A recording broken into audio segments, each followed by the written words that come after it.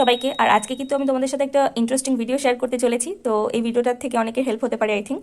আমরা তো মেয়েরা অনেকেই যাই পার্লারে আইব্রো প্লাগ করতে বা আপার লিপ বা থ্রেডিং এসব করতে।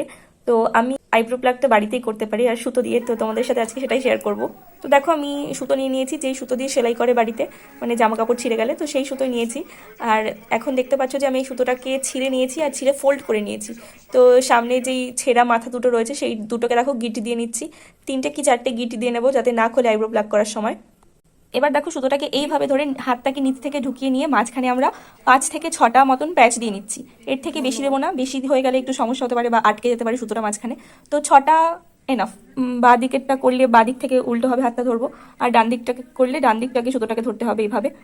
তো তারপরে যেখানে হেয়ারগুলো থাকবে আইব্রোতে সেইটার মধ্যে সুতোটাকে ঢুকিয়ে উল্টো দিকে টান দিতে হবে।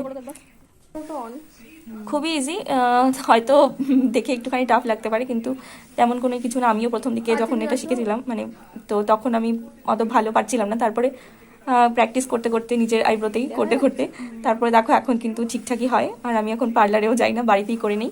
তো আজকের ভিডিওটা তোমাদের কেমন লাগলে অবশ্যই জানিও, আর কমেন্ট করে অবশ্যই আমাকে বলো যে তোমাদের ভিডিওগুলো আর কি তোমরা কোথা থেকে দেখছো, তাহলে আমি বুঝতে পারি যে আমার ভিডিওটা কতদূর পর্যন্ত পৌঁছচ্ছে বা কিছু। কমেন্ট করো, তাহলে আমারও ভালো লাগবে।